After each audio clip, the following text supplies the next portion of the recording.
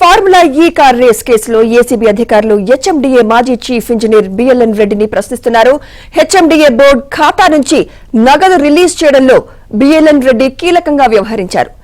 ఎఫ్ఈఓకు చెల్లింపులపై BLN Reddy proceedings పూర్తి చేశారు. అయితే ఎవరి ఆదేశాలతో ప్రొసీడింగ్స్ పూర్తి చేసి నగదు రిలీజ్ చేశారని బిఎల్ఎన్ రెడ్డిని ఏసీబీ అధికారులు ప్రశ్నిస్తున్నారు. హెచ్ఎండీఏ బోర్డు నుంచి బదిలీ అయిన 45.75 కోట్ల రూపాయలపై పెనాల్టీ కింద ఐటీ శాఖకు చెల్లించిన 8 కోట్లపై కూడా ఆరా తీస్తున్నారు.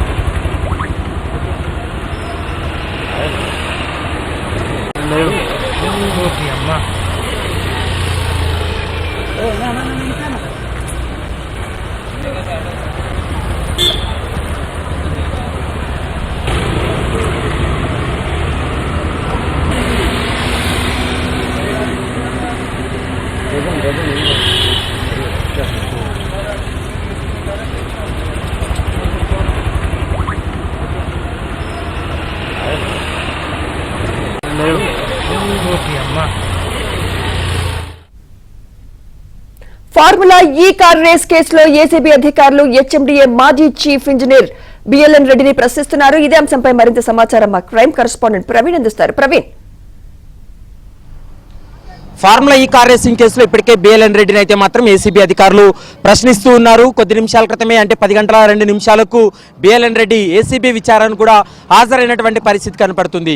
55 కోట్ల రూపాయలు హెచ్ఎండీఏ బోర్డు నుంచి రిలీజ్ చేయడంలో బిఎల్ఎన్ రెడ్డి పాత్ర చాలా కీలకంగా ఉందనేటువంటి అంశాన్ని ఏసీబీ గుర్తించింది. ఇప్పటికే ప్రొసీడింగ్స్ అన్నింటినీ కూడా బిఎల్ఎన్ రెడ్డి పూర్తి చేయడంతో ఈ ఏదైతే హెచ్ఎండీఏ నిధులంతా కూడా రిలీజ్ అయ్యి అది ఫౌండ్ల రూపంలో మార్చి ఎఫ్ఈఓ కంపెనీకి కూడా చెల్లింపులు జరిగాయి. వీటన్నిటిపైన పూర్తి స్థాయిలో విచారణ కొనసాగిస్తున్నారు. ఇప్పటికే బిఎల్ఎన్ రెడ్డి యొక్క విచారణ ఈడీ అధికారులు కూడా సుదీర్ఘంగా నిన్న విచారణ జరిపినటువంటి పరిస్థితి కనపడుతుంది.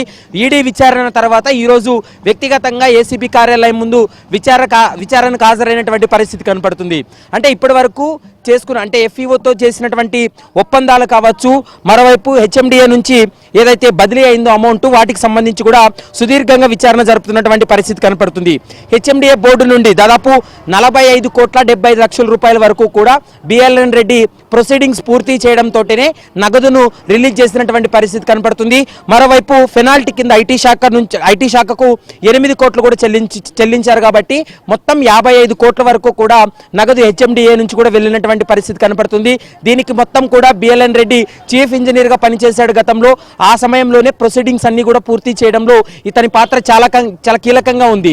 ఈ ప్రొసీడింగ్స్ పూర్తి చేయడానికి ప్రధానమైనటువంటి కారణం ఏంటంటే అప్పటి మంత్రి కేటీఆర్ ఆదేశాలతోటే ప్రొసీడింగ్స్ పూర్తి చేసి నగదును రిలీజ్ చేశారు. కానీ ఈ అంశాలన్నిటిపైన కూడా పూర్తి స్థాయిలో ఏసీబీ అధికారులు ప్రశ్నిస్తున్నటువంటి పరిస్థితి కూడా కనపడుతుంది. ఇప్పటి వరకు హెచ్ఎండీఏ నుంచి సేకరించినటువంటి పత్రాలన్నింటినీ కూడా ముందు పెట్టి విచారణ జరుపుతున్నారు. మరోవైపు ఫైనాన్స్ డిపార్ట్మెంట్ నుంచి రికార్డ్స్ అన్నింటినీ కూడా పరిశీలించినటువంటి ఏసీబీ ఫైనాన్స్ డిపార్ట్మెంట్ సంబంధించినటువంటి రికార్డ్స్ కూడా పూర్తి స్థాయిలో బిఎల్ఎన్ రెడ్డి ముందు పెట్టి విచారణ జరుపుతున్నటువంటి పరిస్థితి ఉంది. మరోవైపు ఈ కేసులో అరవింద్ కుమార్ ను కూడా విచారణ జరిపారు, కేటీఆర్ ను విచారణ జరిపారు. వీరిద్దరు స్టేట్మెంట్ కూడా సుదీర్ఘంగా రికార్డ్ చేసినటువంటి సందర్భం ఉంది. అదేవిధంగా ఈరోజు బిఎల్ఎన్ రెడ్డి యొక్క స్టేట్మెంట్ కూడా సాయంత్రం 5-6 గంటల వరకు కూడా రికార్డ్ చేసి పూర్తి స్థాయిలో విచారణ జరిపి మరోసారి అవకాశం ఉంటే మరోసారి కూడా బిఎల్ఎన్ రెడ్డిని విచారణకు ఆదేశించేటువంటి అవకాశం అయితే స్పష్టంగా కనపడుతుంది. Right, thank you Praveen.